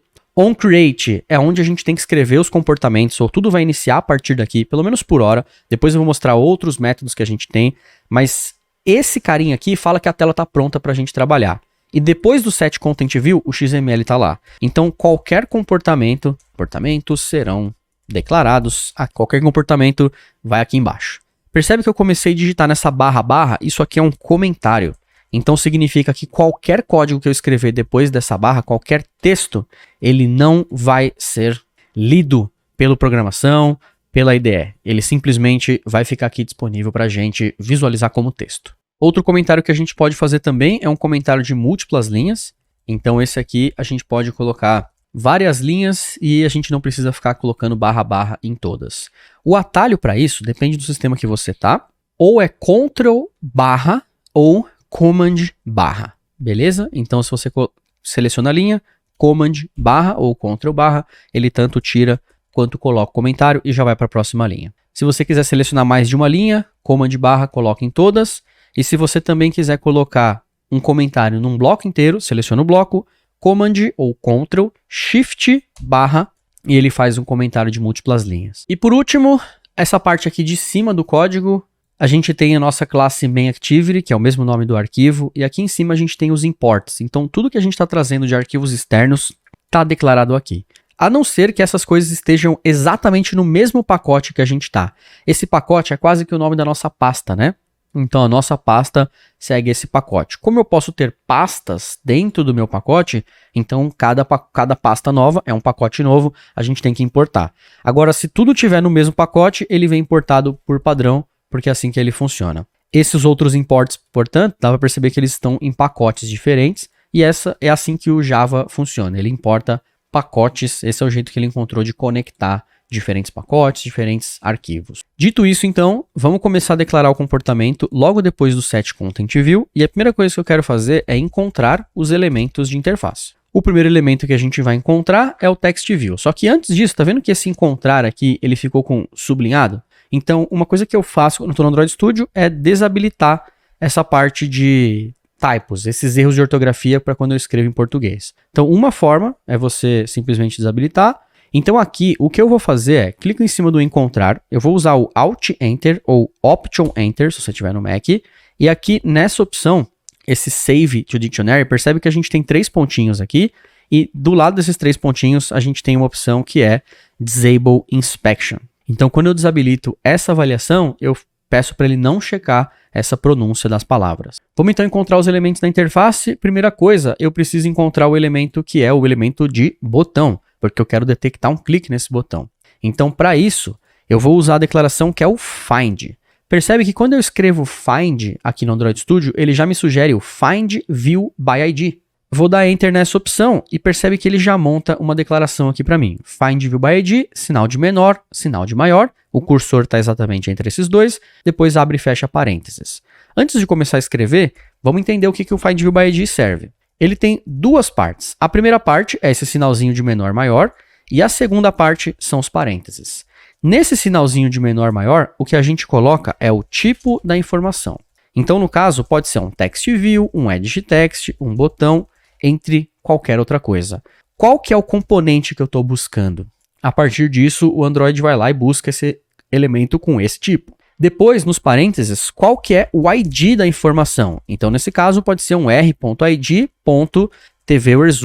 por exemplo. Então, qual ID corresponde a esse elemento, seguindo aquela mesma estrutura. Enquanto aqui a gente acessou r.layout, aqui a gente acessa r.id, porque todos os recursos estáticos, que são aqueles recursos que são gerados pelo sistema, são recursos que eles não são dinâmicos, então eles sempre se mantêm com aquele mesmo valor, eles estão acessíveis por essa classe R. A gente já fala mais sobre ela, porque a classe R está presente para acessar várias coisas aqui dentro do Android. Feito isso, então, o tipo da nossa informação, se a gente quer buscar o botão, é um button. Então eu escrevo aqui com B maiúsculo button.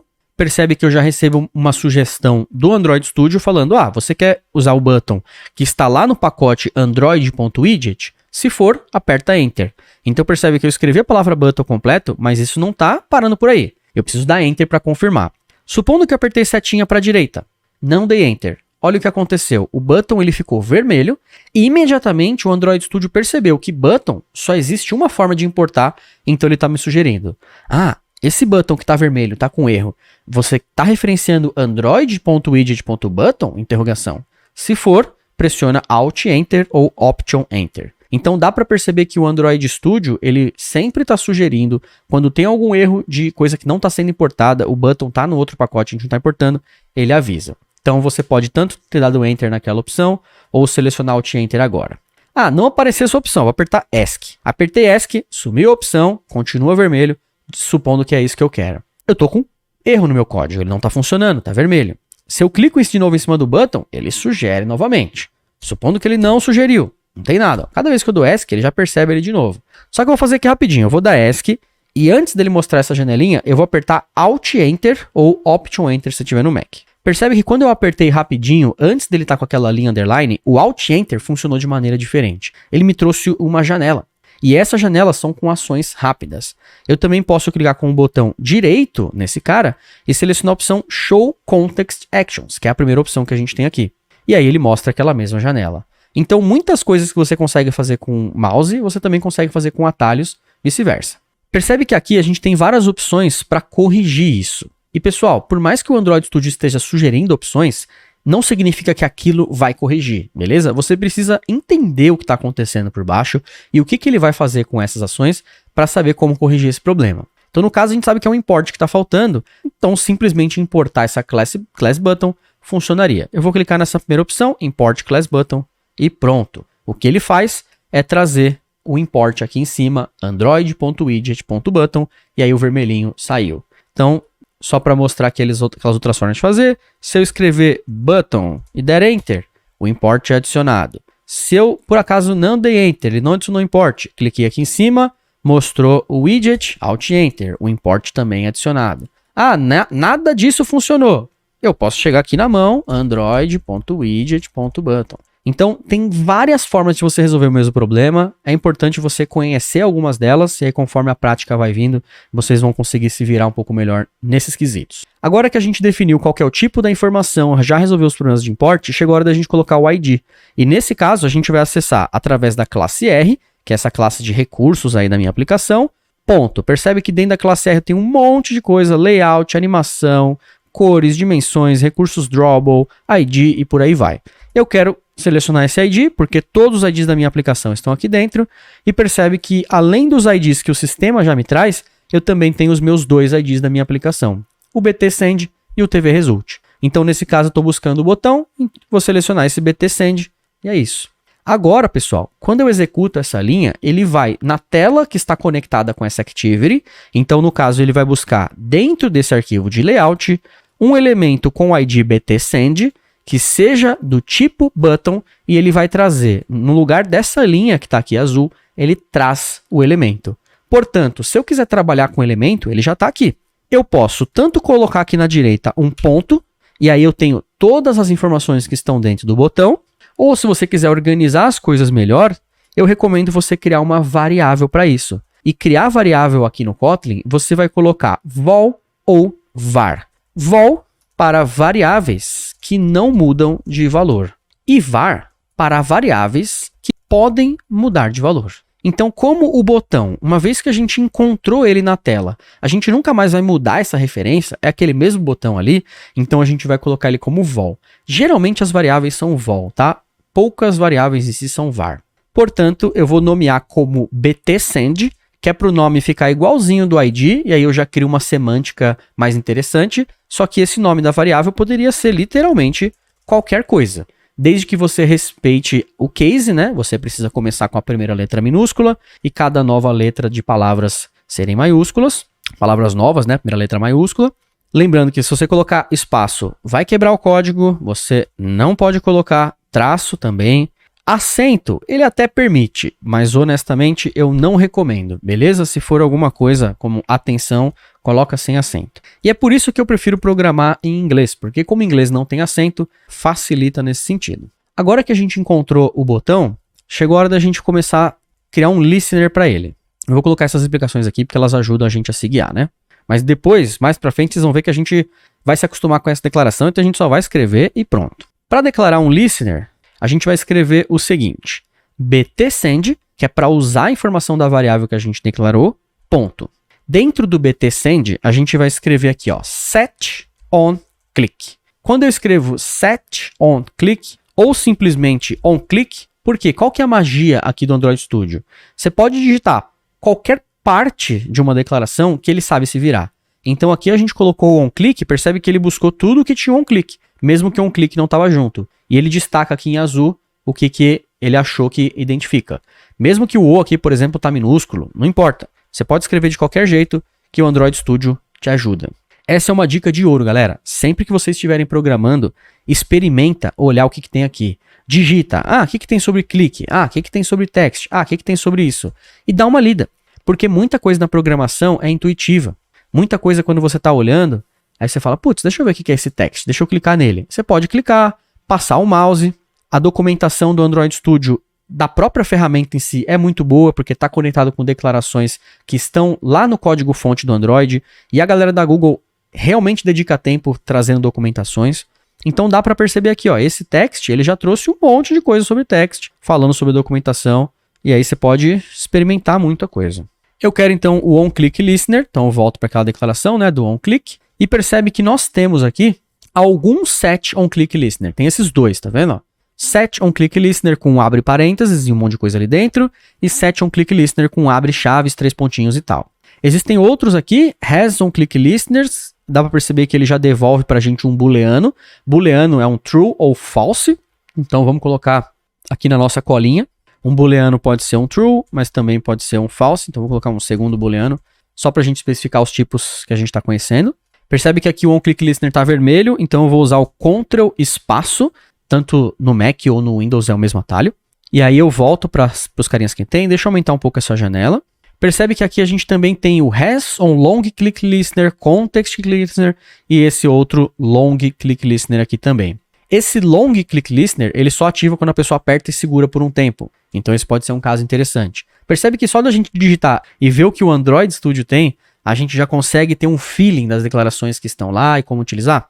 Esses dois setOnClick listeners, eu já explico sobre a diferença entre eles. Na prática eles são a mesma coisa, só que o segundo está simplificado. Então vamos usar o segundo que está simplificado, porque vai ficar mais fácil, menos código, e aí a gente já vê o jeito Kotlin de fazer as coisas, que é reduzir código em relação ao Java que está por baixo dos panos. E aí mais à frente eu vou também trazer o Java que está aqui, mas vamos uma coisa de cada vez. Agora definir o setOnClick listener, abre chaves, fecha chaves, percebe que ele já colocou o cursor aqui dentro. Eu posso dar Enter e tudo que eu escrever dentro dessas chaves será executado no momento em que a pessoa clicar. Portanto, se eu quiser fazer qualquer interação com o TextView, por exemplo, é só eu colocar o TextView aqui dentro e manipular ele do jeito que eu tiver afim. Para fazer isso, vamos declarar uma nova variável aqui. Então agora que a gente já entende como buscar por elementos, já vamos começar pelo vol. Vol. Qual que é o nome do nosso TextView? Não lembro. Volta na Activity e dá uma olhada. TVResult. É TVResult o ID? Show de bola. Volta para cá, então TVResult. Vai ser igual a FindView by ID, TextView, que é o tipo do elemento TVResult, por isso que aquele prefixo ajuda a gente, né? Aquele TV de TextView já ajuda. Portanto, eu vou dar Enter nessa opção, que é o jeito mais rápido tanto dele completar essa palavra, quanto dele adicionar o import aqui em cima de maneira automática. E dentro dos parênteses, r.id.tvResult. Prontinho. Buscamos esse elemento, agora a gente pode trabalhar com ele. Dentro aqui do botão Send, eu quero atualizar para algum texto aleatório, então tvResult, eu vou referenciar esse elemento que eu encontrei, ponto, porque eu quero buscar algo que está dentro dele, e aí tem um monte de coisa aqui, porque o TextView ele é gigantesco, mas eu quero mudar algo que é o texto dele. Então, quando eu digito texto, ele já filtra por tudo que tem texto, e um dos elementos que eu quero é esse setText. Percebe que tem 4 formas de declarar o setText. Só que esse setText é o jeito Java de fazer as coisas. No Kotlin, ele simplifica isso. Ele traz apenas uma propriedade chamada text, que ela é obtida a partir de getText e setText. Enquanto o Java sempre separa a parte de pegar aquela informação da parte de definir a informação, o Kotlin ele simplifica isso. A gente usa sempre o text, só a propriedade, e dependendo do que a gente estiver fazendo no código, ele sabe se a gente quer pegar ou se a gente quer obter. Por exemplo, se eu só colocar o tvResult.text, ele sabe que eu quero pegar, porque eu só pus essa informação. Então, quando eu passo o mouse, ele me mostra. Isso aqui é um getText que está declarado lá no código Java. Agora, se eu falar que text é igual a alguma coisa, e posso colocar qualquer coisa aqui na string, percebe que ele já entende que esse text é o setText, e não mais o getText. Então, aqui agora ele carregou, temos o setText aqui, que está declarado no Java. Então, esse é o Kotlin fazendo uma magia para a gente, sem a gente perceber. A gente está usando o text como se ele fosse uma variável, uma propriedade ali do TextView, mas na verdade são duas funções que estão por baixo, uma para pegar o valor e outra para obter, mas está simplificado aqui para a gente. Definindo isso, eu quero colocar então o meu nome aqui dentro para ver como que ele vai funcionar.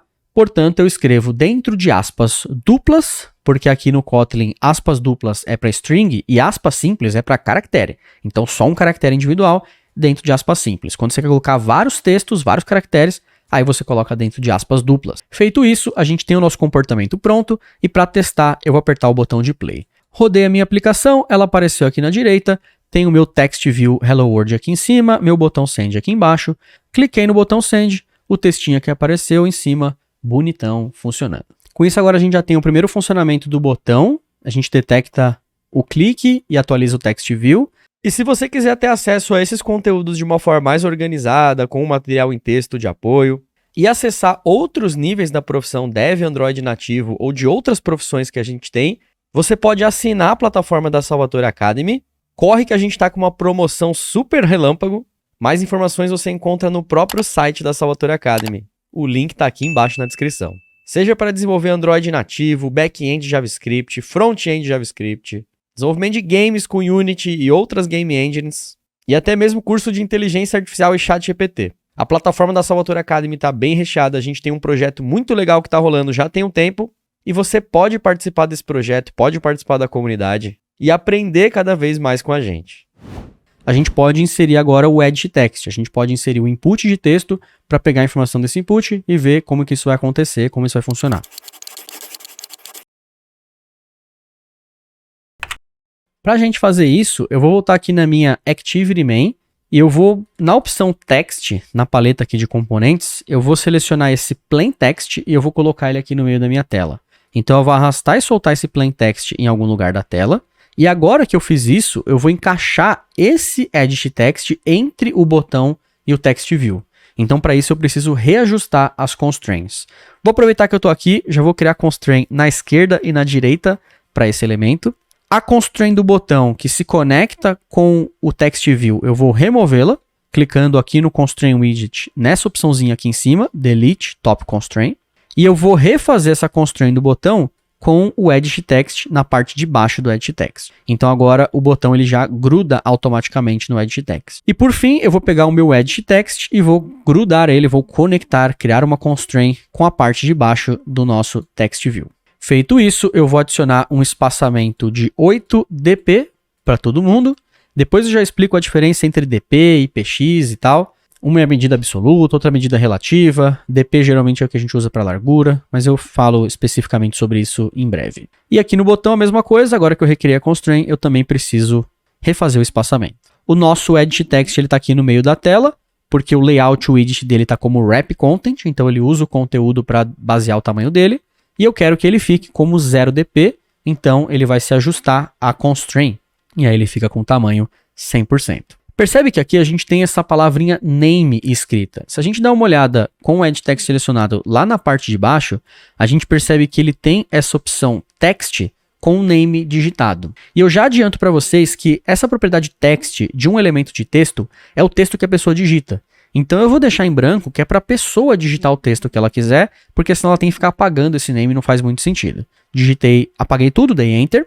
Agora, eu vou colocar no campo de dica, esse campo aqui, hint, uma dica para a pessoa saber o que ela vai digitar. Então aqui eu vou colocar um insert your name, que é para a pessoa entender que ela vai inserir o nome dela nesse campo. E esse campo de dica é como se fosse o placeholder para quem é do HTML. Tudo que a pessoa digitar no campo, no momento que ela começou a digitar algum texto, ele esconde essa dica. A hora que ela apagar tudo que ela digitou, ele mostra essa dica. Então é mais para trazer um campo mais intuitivo. Agora que a gente configurou esse elemento, chegou a hora de mudar o ID dele.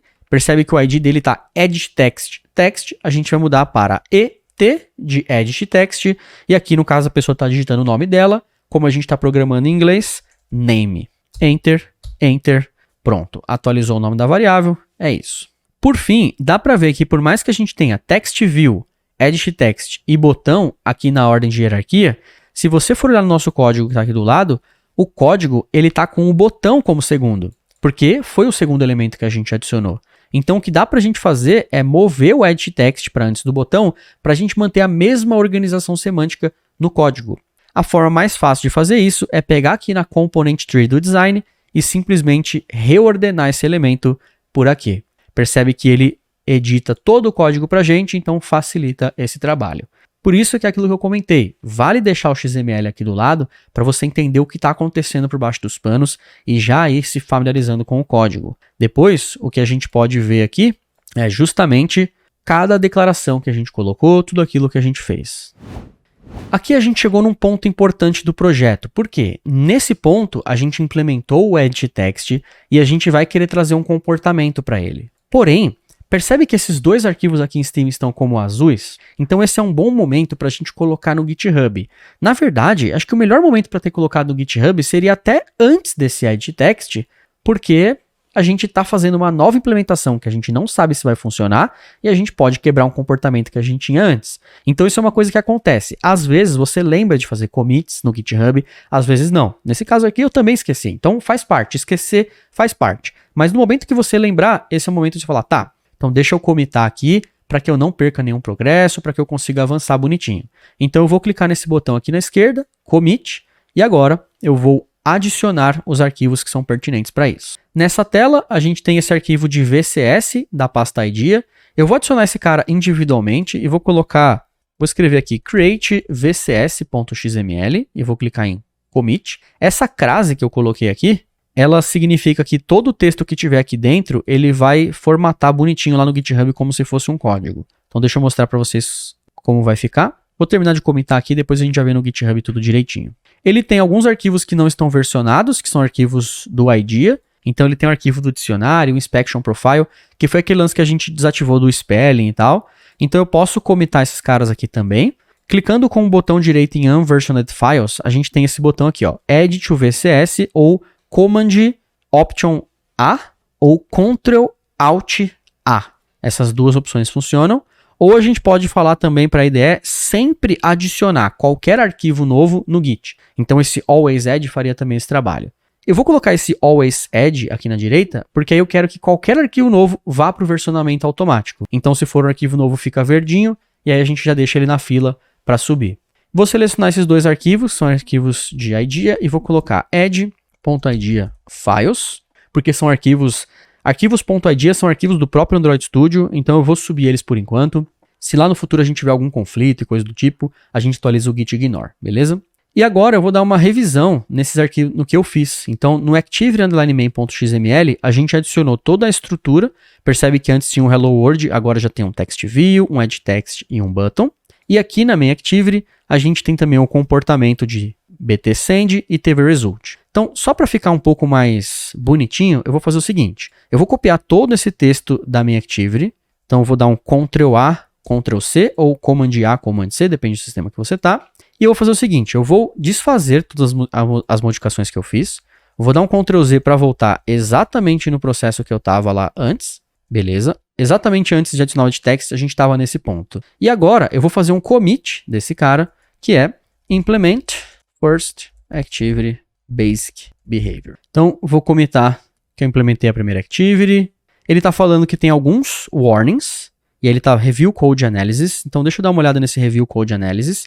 Ele está falando aqui pra gente que lá na main activity tem um warning, porque ele está falando assim, ó, string literal in set text cannot be translated. Então, eu não estou conseguindo traduzir uma string literal que você colocou lá no set text, e ele está falando pra gente usar recursos do Android em vez disso. Se eu dar 2 cliques, ele mostra. A linha que ele está reclamando é essa aqui. Ele está falando, ó, você colocar uma string desse jeito e precisar traduzir ela, você está ferrado, porque você não vai conseguir.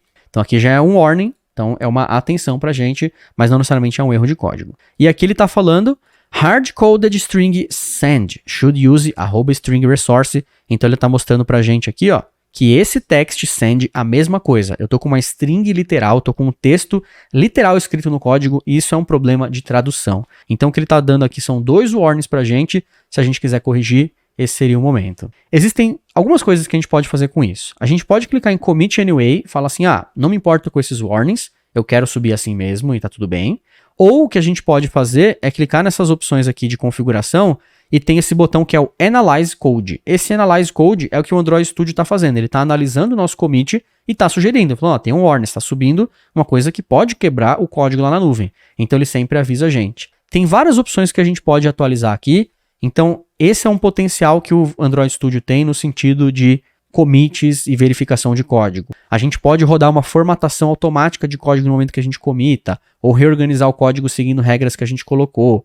Tem algum import que está lá que não está sendo usado? Dá para colocar para otimizar imports. Então, ao longo das aulas, eu vou trazer um pouco dessas opções. Por hora, eu vou deixar do jeito que está padrão. Esse warning que ele está dando para a gente não importa no momento. Eu já vou falar sobre tradução, mas isso vai ser mais à frente. Então, eu vou clicar no botão Commit Anyway. Pelo menos eu li esses warnings e sei o que está acontecendo e já criei um pensamento aí para mim para implementar coisa no futuro. Commit Anyway, pronto, subiu. Agora o que eu vou fazer, na meu Activity Main, Ctrl A, Ctrl V, ou Command A, Command V, só para eu colar aquele exemplo do botão que estava lá. Então percebe que aqui na minha Activity Main agora, eu simplesmente adicionei o edit text. Então, se eu quiser fazer um commit só do edit text separado, eu posso. Agora eu também posso finalizar a implementação dele na minha Activity e commitar as duas coisas juntas, que eu acho que nesse caso vai fazer mais sentido. Então, só para a gente incorporar um pouco o fluxo do Git, conforme a gente vai desenvolvendo, para vocês entenderem como o Git pode ser importante para ir commitando cada um dos passos. Deu para perceber que eu separei arquivos IDEA que estavam subindo num commit separado, daquele commit que era de funcionalidade. Então tudo isso é uma coisa que a gente vai pegando ao longo do tempo e principalmente quando a gente for ter um projeto mais robusto e esse projeto vai acontecer erro ao longo do processo, a gente consegue analisar a árvore de commits e entender o que está acontecendo ali. Aí eu trago padronização de nomes, aí eu trago coisas mais interessantes aí para a gente falar aos pouquinhos. Perfeito, feito isso então, não vou comentar agora, vou minimizar essa tela e eu vou para a minha main activity implementar esse comportamento do edit text. Então o que eu vou fazer aqui, no meu bt.send, no momento que clicou, eu quero pegar o edit text e colocar o texto dele aqui no TV Result. Então para isso, eu preciso do nosso... uma dica de atalho é, se você der um Ctrl ou Command D aqui, ele duplica essa linha. E percebe que ele duplica a linha, só que ele já coloca o cursor do teclado aqui do lado do TV Result. Então, olha que interessante o potencial que isso traz. Command D, colocou no TV Result, eu vou selecionar a opção Option, Shift, setinha para a direita, ele seleciona a palavra como um todo, ou se você quiser selecionar a expressão, Option para cima, ou se tiver no Windows, a mesma coisa você consegue fazer com Ctrl W, ele seleciona a expressão que está mais acima, ou você pode usar Alt, Shift, setinha para a direita, ele também seleciona a palavra como um todo.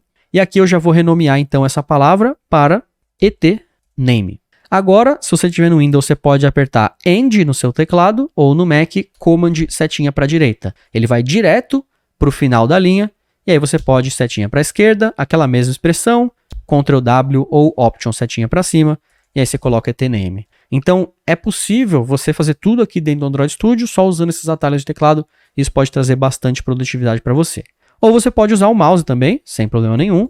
Ctrl D. E aí, se você for usar o mouse, o que eu recomendo é 2 cliques, sempre na expressão que você está trabalhando, para ele selecionar a expressão como um todo. Eu vejo muita gente selecionando, clicando e arrastando e tal, só que para você arrastar um espaço a mais, um espaço a menos e ter problema é mais fácil. Então, 2 cliques, seleciona a palavra, 3 cliques, seleciona a linha inteira, beleza? Então, 2 cliques, etname, venho com o mouse aqui, 2 cliques, etname e pronto, agilizou o processo. Feito isso, então, tenho o meu etname declarado, agora eu vou mudar ele aqui. Então, vou selecionar esse Paulo Salvatore, Ctrl W ou Option para cima, uma vez uma expressão, 2 vezes outra expressão, 3 vezes, 4 vezes e assim por diante. Então, com Ctrl W ou com Ctrl Shift W, você consegue selecionar trechos de código sem precisar ficar usando o mouse. E aí, tvresult.text é igual a... Eu vou apagar toda a string, porque agora eu não quero pegar uma string direto e escrever. Eu quero buscar o texto que está lá no meu edit text name. Então, eu vou colocar aqui etname.text. Se eu coloco isso aqui dentro de aspas, etname.text, esse cara vai ser interpretado como texto, beleza? Eu não quero que ele seja um texto, eu quero que ele seja uma programação. Então, o que eu faço é etname.text. Salvei, vou testar a minha aplicação, vou apertar aqui no botão play, e agora que eu dei play, ele já trouxe o edit text, eu vou inserir o meu nome, clicar no botão send, e tá lá, bonitinho, aparecendo aqui em cima. Percebe que quando eu digito esse Salvatore, o Salvatore está sublinhado. Ele sublinha porque é o que o teclado do Google está sugerindo. Então, esse sublinhado que está aqui no texto do edit text, ele foi enviado aqui para cima também, olha que legal. Percebe que a gente tem o mesmo sublinhado ali. Isso acontece porque o etname.text, quando a gente acessa ele, ele não é uma string, ele é um char sequence.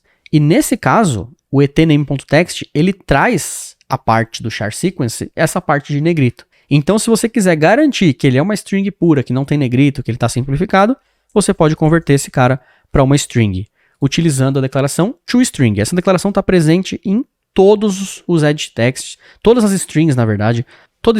Todo elemento do Kotlin aqui tem um ponto toString para converter. Esse é um elemento bem universal. Se você pegar até o nulo aqui, ele tem um toString. É um negócio muito doido, está presente em tudo mesmo. Se eu der um play agora para a gente testar, posso digitar aqui o meu nome, percebe que está sublinhado, cliquei em send, ele remove o sublinhado. Agora que a gente finalizou a implementação e viu que ela está funcionando, chegou o momento da gente fazer o commit final, então eu sempre gosto de revisar para ver o que a gente fez. Aqui no caso a gente adicionou o edit text, ficou entre esses 2 elementos, e na main activity a gente adicionou a referência do etname e a gente também adicionou o tvresult. Então nesse caso eu vou selecionar os 2 arquivos e aqui a gente implementou o edit text, atualizando o text view. Feito isso, eu vou clicar no botão commit and push, porque eu já quero commitar esses 2 caras, já revisei direitinho. Commit and push. Aqui ele está reclamando de alguns warnings. 3 warnings, vou dar uma olhadinha só para garantir que eu estou dando uma olhada no que é. Ele está falando que um dos meus campos está faltando esse autofill hints, para a gente conseguir melhorar a customização do edit text. E ele está reclamando aqueles mesmos 2 problemas de hard-coded. Isso aqui a gente vai resolver no futuro. Então eu vou voltar aqui para commit anyway and push. Vou revisar tudo agora, porque aqueles commits que eu havia feito, eles não estavam no push ainda. Agora que eu entrei na janela de push, aí ele já foi bonitinho. Então, vou confirmar aqui clicando em push. Feito isso, agora já está tudo no GitHub. Se eu der uma olhada aqui em Git, selecionar a opção GitHub, percebe que eu já poderia criar um pull request, visualizar pull requests, então tem caminhos para visualizar a partir disso. Se por acaso tivesse alguma coisa que está no GitHub que não está no meu projeto, eu já poderia ter atualizado. Então aqui a gente já tem o fluxo de todas as operações, né? E abrindo o nosso projeto no GitHub, dando um F5 aqui nele, percebe que a gente já tem 5 commits. Se eu clico nessa opção de 5 commits, eu já consigo visualizar todos os commits que eu fiz. Aquele lance que eu comentei da crase, né? O fato de ter colocado crase no que é classe aqui, ele já trouxe essa caixinha, ficou mais bonitinho. E se eu quiser, por exemplo, quero visualizar o projeto, como é que ele estava no commit inicial. Eu posso clicar nessa opção aqui, Browse the repository at this point in the history. Então eu quero navegar no repositório nesse ponto da história. Cliquei nesse botão, ele trouxe o meu projeto, como é que ele estava quando tinha um commit. Então, se eu quiser navegar aqui, visualizar meu app, como que estava meu SRC, main, deixa eu dar uma olhada como é que estava minha activity. Percebe que a activity só tinha um onCreate. Então, cada modificação que a gente faz vai, de fato, incrementando naquele código que estava antes. A gente consegue visualizar o repositório inteiro como ele estava no passado. Isso aqui é um recurso muito bom. Inclusive, se a gente tiver nesse commit, eu consigo até fazer um download zip desse projeto no momento que ele estava antes. Então, ter esse fluxo de commits bem organizadinho vai trazer um monte de recursos para você usar, principalmente quando você estiver tentando analisar algum problema que foi inserido em algum ponto do app, mas você não sabe exatamente onde foi. Agora sim, temos o nosso comportamento da aplicação implementado como um todo, colocamos o resultado do Edit Text lá no TV Result, quando clica no botão, então a gente já tem um comportamento bem legalzinho da aplicação, a gente tem agora várias dicas de atalho, de navegação dentro da ferramenta, então aos poucos vai ficando mais claro como a gente vai fazer as coisas aqui dentro.